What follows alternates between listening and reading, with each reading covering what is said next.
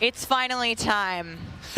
I have read about some new modes on the internet recently, but one of the most exciting things about Warzone 2.0 is confirmation that an all-new sandbox experience is coming at launch. I am happy to announce DMZ. Call of Duty's extraction mode will arrive with Warzone 2.0 at launch later this year. I played DMZ for the very first time on my first day at IW, and to this day, playing it nonstop, the possibilities with this game mode blow my mind.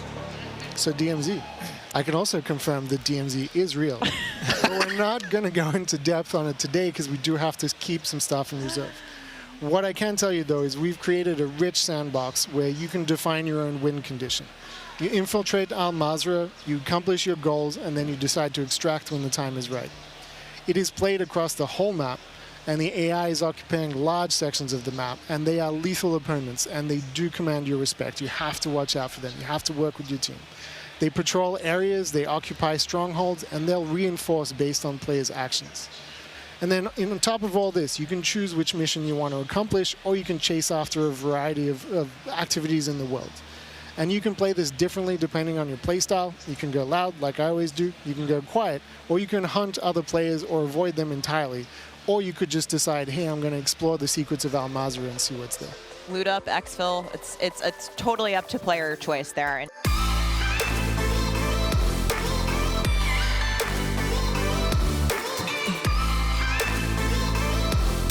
What's up, guys? It's Crash, and that's pretty much the extent of the official information we got about DMZ. However, some of that stuff in there kind of confirms some earlier stuff we talked about this summer, so I want to revisit that. And then there's also some little details hidden around corners of the internet that I think we should check out. And basically what I want to try to do is give a comprehensive, so far, what do we know about DMZ, because it is kind of the last mystery item. They gave us a lot of information about Call of Duty Modern Warfare 2 at COD Next, but more is coming later down the road for DMZ. They did not share a lot of it. Essentially what I showed you was the extent of it, if you weren't able to catch that. So there are a few places we can go. It is overall exciting that a AAA publisher is taking on an extraction style game mode, but I do still think, guys, I still think it's an uphill battle.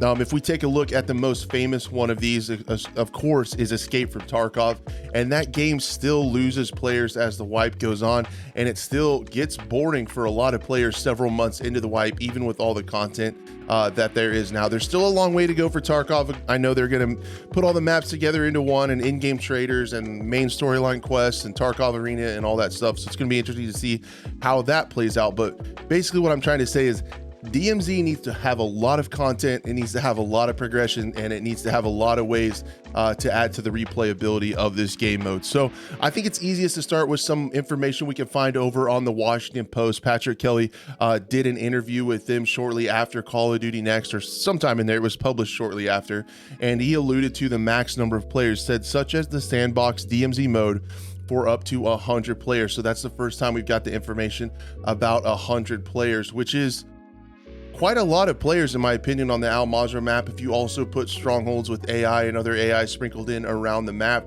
there's going to be a lot on there. I don't know how that's exactly going to play. I'm sure that can be adjusted, but it seems like in Tarkov, you can go through whole raids without seeing another PMC or another player. And I don't know if that's going to be the case in this one. It could be really interesting. And then he also outlined a scenario in DMZ. I'm guessing this may have played out potentially in playtesting or something like that, because it did sound kind of specific.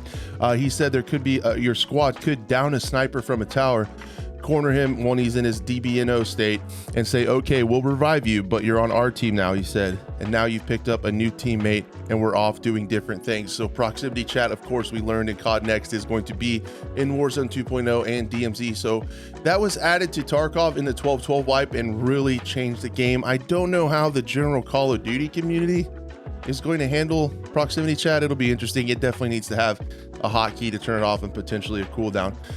But the other thing that I thought was interesting, Tom Henderson also tweeted out today that it looks interesting how the AI are going to infiltrate the map. Reinforcements can zip line down from helicopters and come in armored personnel truck. But I honestly think the biggest thing of all was actually the logo, because it matches the logo that Reality UK found in the Warzone mobile alpha. And if you recall, found a lot of data strings regarding DMZ in that. And essentially, I think what this does is it leads a lot of credibility. This is almost 100% confirmed that this code is at least in DMZ that we're going to play. Now, I want to talk about some of these things again because it gives us kind of a cool idea of how the game will play. However, take these all with a grain of salt. While I believe the logo being the same pretty much gives 100% credibility to this, even though the code was found in the alpha, does not mean it will be active code in the game, if that makes sense. So a lot of these things were probably tested. I'm sure if they put them in the game, they tested them at least with AI, but there's the potential for them not to be put into the final build of the game. So take this all with a grain of salt, but a lot of these sound really cool and give us some hints on how far they're going to go with replayability and progression. So I just wanted to bring up a couple of them that I thought were really cool. Some of these are DMZ challenges. So challenges will probably be a large part of DMZ. Again, there's a lot of stuff you can do. They talked about how you kind of create your own win conditions. You set your own objective before you infill and take care of the things you need to do. One of them is transport saboteur, empty a vehicle out of gas. It talks about Al-Qatala apparently is like the scav or the AI faction that are the bad guys located all across the map. So you have to drive a nearby vehicle and empty out their vehicle to sabotage them. I think that's pretty cool. There's hunt and seek contracts. There's find the informant and UAV towers, wipe squads. There's a bunch of them that you're just going to get done by playing the game. Kill X number of special forces, extract X number of operator dog tags. So it sounds like Tarkov. You know, in Tarkov, when you kill a PMC, you can loot their dog tags. That potentially could be in DMZ as well. Extract X amount of cash in one match. That's kind of normal. Extract X number of liquor bottles under the influence. I like whiskey. In Tarkov, though, there is whiskey, there's moonshine, there's vodka. They're not really used for too much. You can drink them in game. I think it's a little bit of a stretch to think you could do that here. It sounds like it's just a lootable item to turn in for a challenge. However, it would be pretty funny if you could drink it and then it would blur your screen and slow you down your sensitivity and stuff like that. I think would be pretty funny.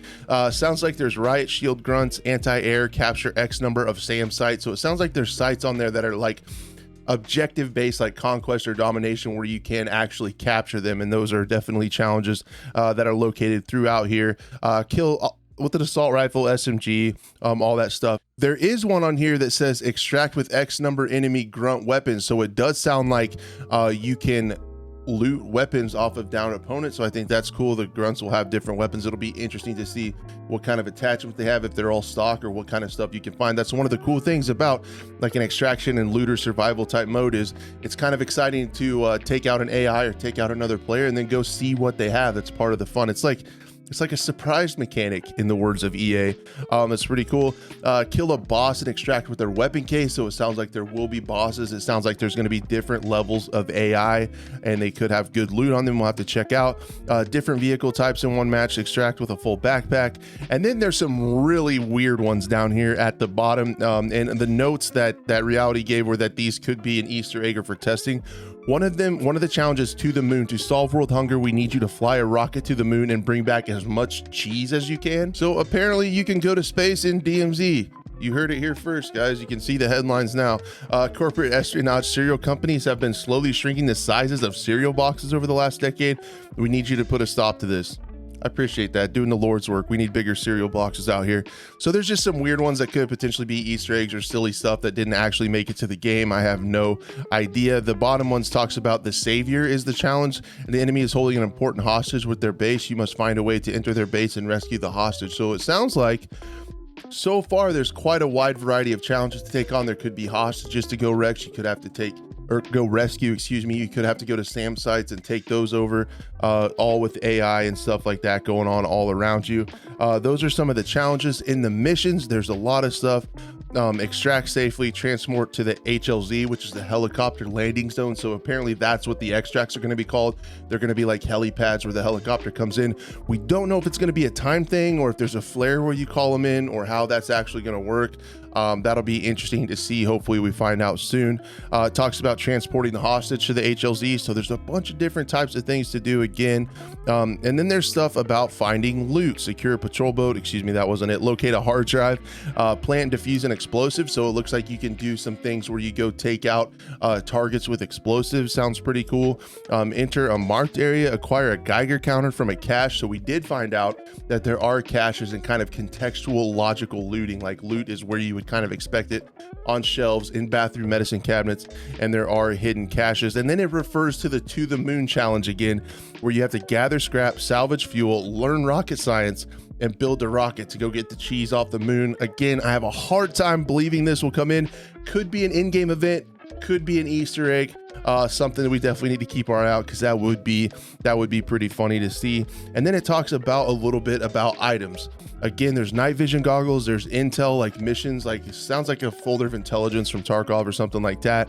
An intel hard drive, USB drive, and then there's a lot of keys: resort entrance keys, drilling safe keys, fortress key, resort office key, foreman's key, India chopper mission key, control room key, storage room, black site, safe room. So there's a lot of keys to get into places where there is potentially better loot, or maybe you have to get in there for a challenge. There's likely going to be some AI protecting it. I would assume that could be where the bosses are and stuff like that. It also hints at there being gold bars as kind of the currency that you can find around the map. Potentially the buy stations are around and in the map, so you can buy certain things that you need.